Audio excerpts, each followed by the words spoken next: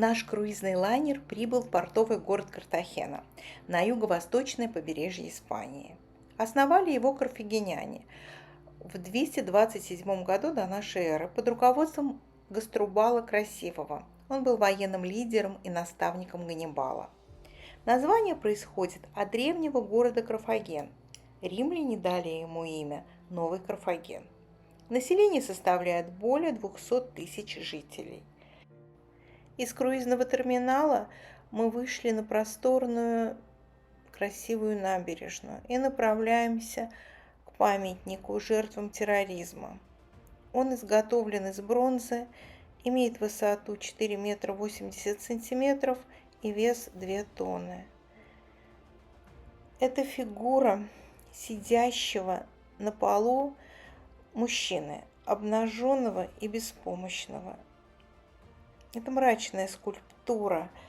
Она заставляет вспомнить ужасы террористических актов, пережитые разными странами, и помолчать минуту.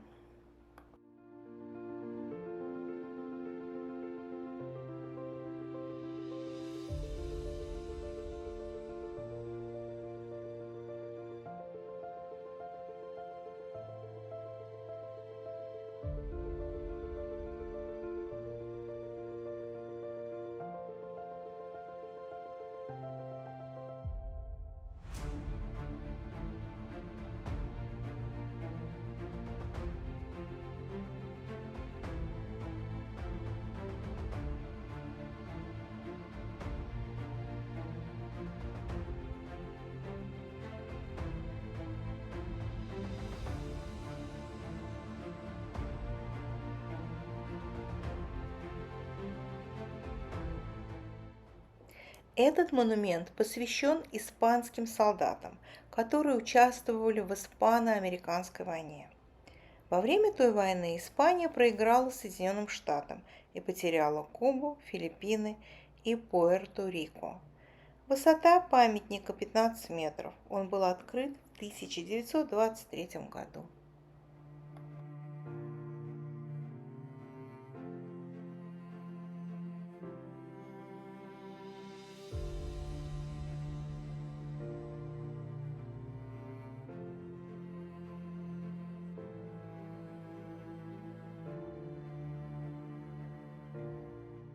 Находимся на центральной пешеходной улице старого города Кале-Майор.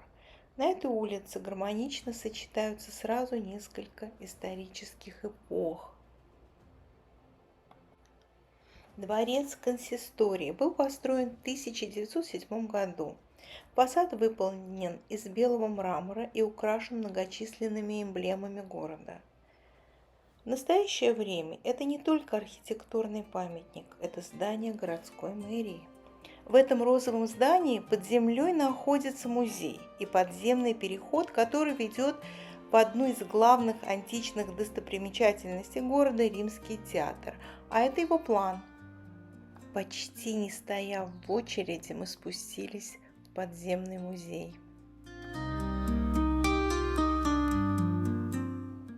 В этой витрине собраны средневековые археологические находки.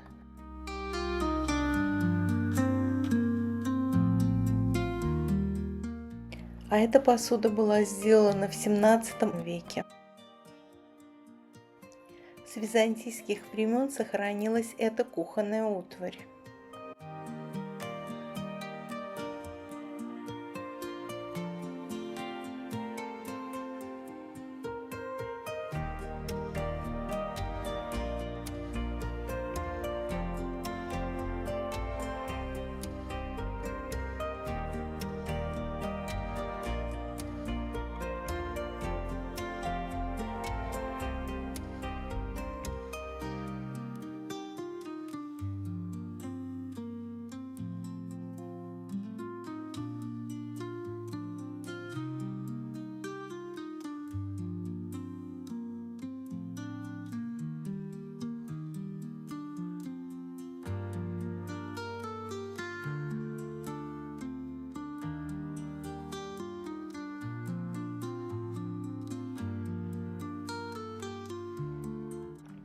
Мы выходим из подземелья и оказываемся в центре античного театра.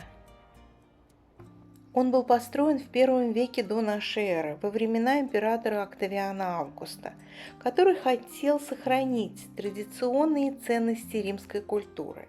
И по его желанию театры были построены в большинстве провинциальных городов Западной империи.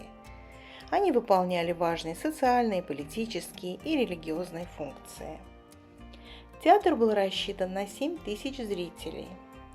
Трудно себе представить, что это огромное сооружение в течение многих веков было скрыто под землей, и на этом месте находился торговый квартал. Дается впечатление, что мы заглянули в прошлое. История смотрит на нас с трибун этого театра.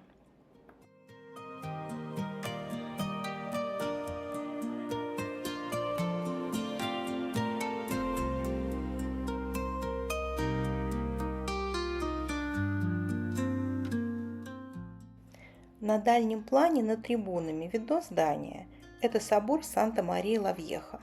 Он считается одним из старейших христианских храмов Испании. Был построен в XIII веке. В 1939 году во время гражданской войны собор был разрушен, а в 1988 году в ходе археологических раскопок на руинах собора выяснилось, что христианский храм сооружен в верхней части Римского театра. А при его строительстве использовались материалы из античного строения. Все здания, которые здесь находились, были снесены, и начались археологические раскопки. Окончательные реставрационные работы завершились в 2003 году. Римский театр объявлен национальным культурным памятником. Как люди сидели и смотрели на представление. И ты представляешь себя древним римлянином и требуешь хлеба и зрелищ? Не, наоборот, ну-ка объясни этот знак. Что этот знак значит? Да, вот, это значит убить. А мы думали наоборот, да? А помиловать как? Молодец. Что ты выучил из этой поездки? Заходим на нижний уровень театра. И отсюда лучше виден сохранившийся фасад собора Санта-Мария-ла-Вьеха.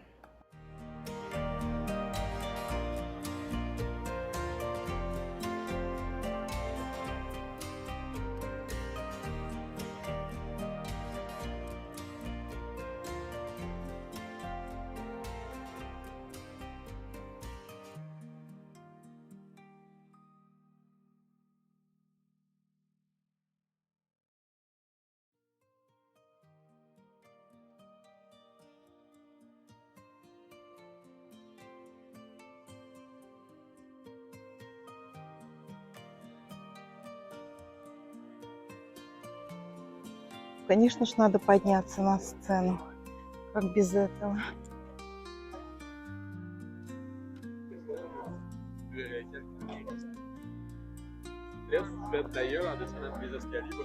Аргентиновые колонны.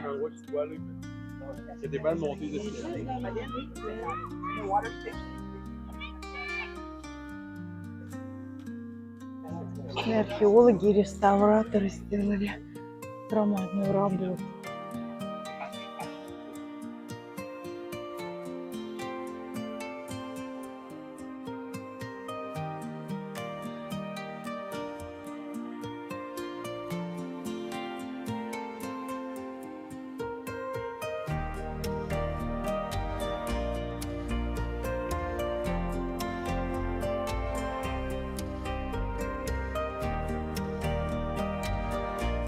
В то время больших не было, они ставили опоры вот в эти отверстия и вставали на опоры и укладывали следующую укладку, потом дальше, и вот так до конца.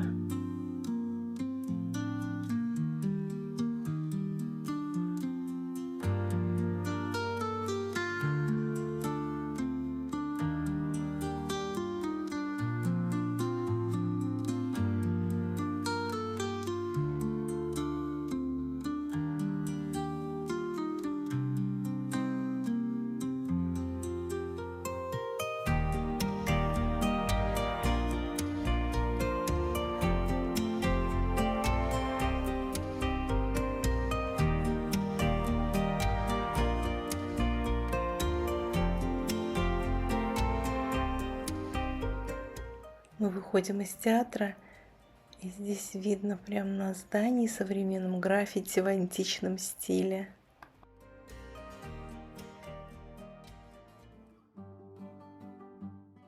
Такое своеобразное ограждение театра в виде фасада трехэтажного дома.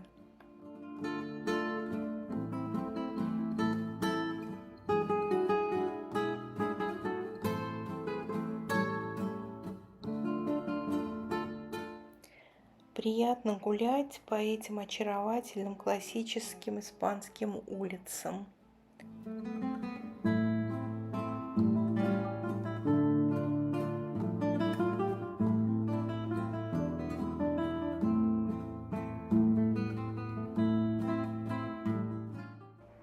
Интересное архитектурное решение у этого на вид монолитного здания. Каждый блок имеет свой оригинальный дизайн. Нас заинтересовали эти рамы, установленные вдоль улицы. Оказалось, это своеобразные фонарные столбы. Какие интересные деревья. Я не знаю, как они называются. Я не смогла выяснить, как называются эти деревья. Листья похожи на магнолию. Может, это вариант фикуса, может, магнолии, а скорее всего это баньян, но я не уверена.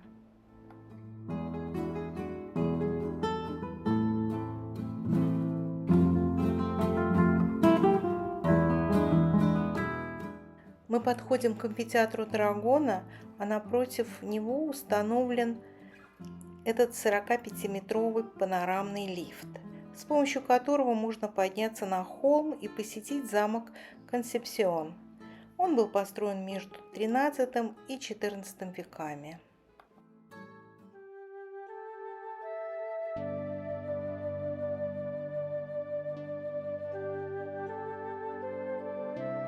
Это амфитеатр. Здесь Ведутся реставрационные работы. и археологические раскопки. Сейчас туда подойду. Вход вовнутрь пока запрещен. Здесь они уже раскопали. Это вход вовнутрь для гладиаторов, для животных.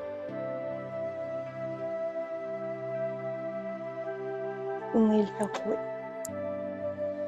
Да ничего не видно. А вот там дальше, где работают археологи.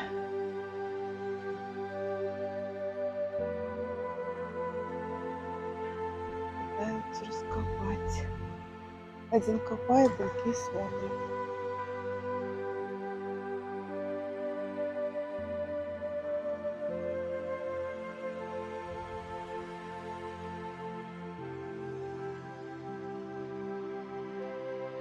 Тут мы уже подошли к лифту. Ну, вроде очередь небольшая. Сейчас купим билетик и поднимемся наверх. Можно подняться с той стороны. Пешком, но что-то нам не хочется. Уж очень много мы ходим. Испанский жилой дом с бельем на балконе и с флагами.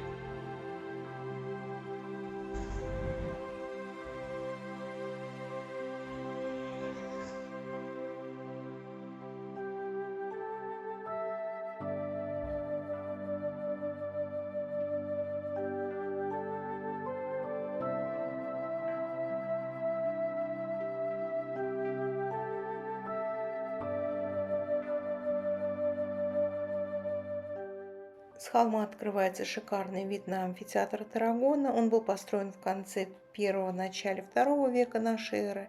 После прихода христианства амфитеатр потерял свою первоначальную функцию, а во время арабского вторжения этот район был вообще заброшен. В 1576 году он служил монастырем, в 1780 был тюрьмой для заключенных, которые строили порт. После закрытия тюрьмы он был заброшен опять, и только в 20 веке начались работы по восстановлению амфитеатра.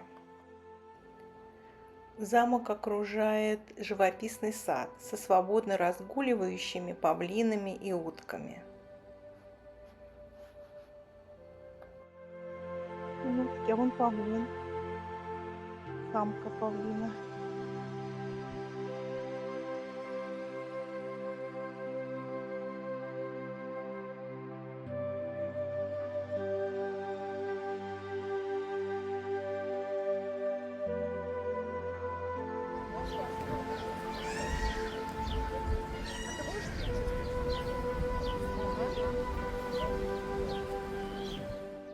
Я в средневековом замке поднимаюсь по винтовой лестнице. И с этого балкона открывается вид на город и морскую бухту.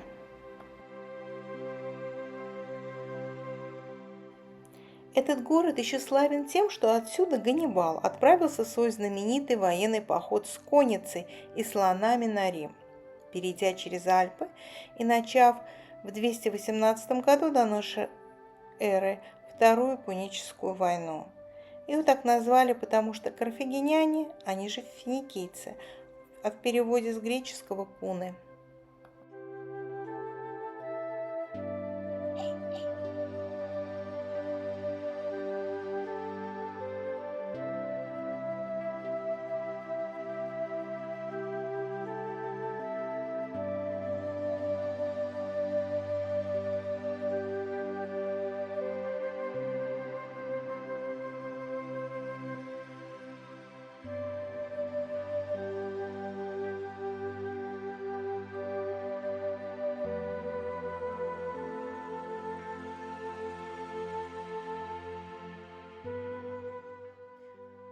Здесь можно посмотреть фильм об истории возникновения этого замка.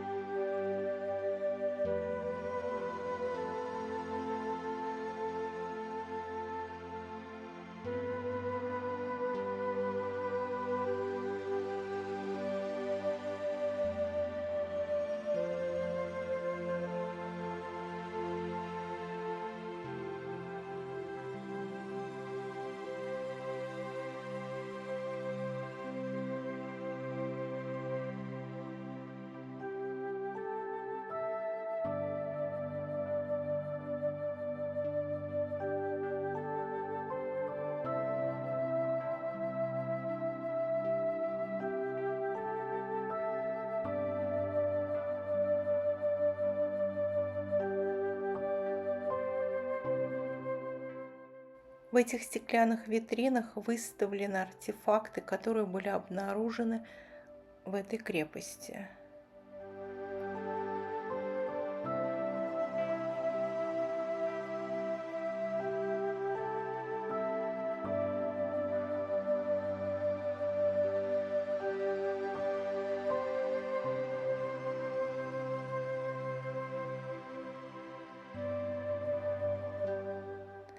Мы вышли из замка и оказались на смотровой площадке холма, откуда открывается потрясающий вид на город и морской порт.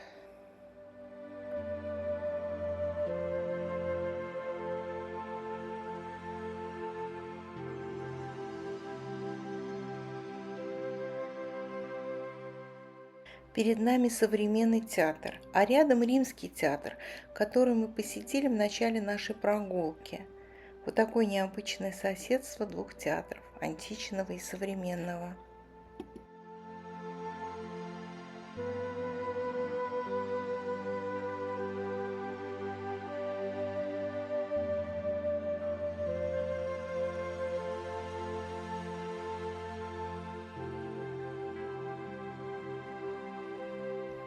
Возвращаемся в порт и идем вдоль стены Карлоса II. Она была построена в XVIII веке.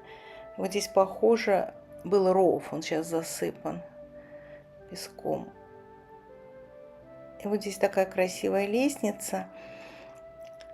Но мы не стали наверх подниматься, потому что по той верхней дороге мы шли в сторону замка.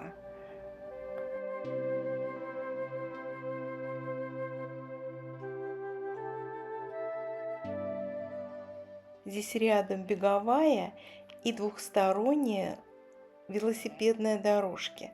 Такой продуманной дорожной разметки я еще нигде не видела.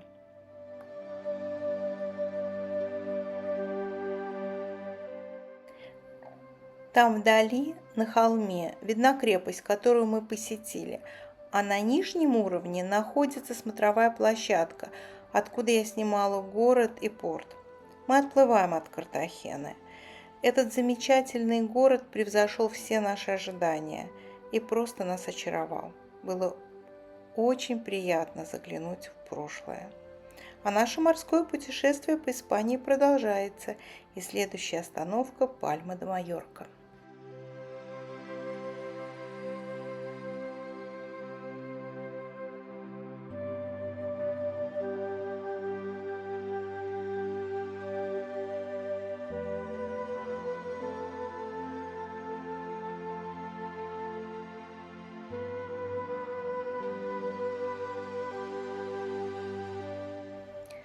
Справа по борту показалась стая дельфинов. Подобно эскорту, они провожают наш теплоход.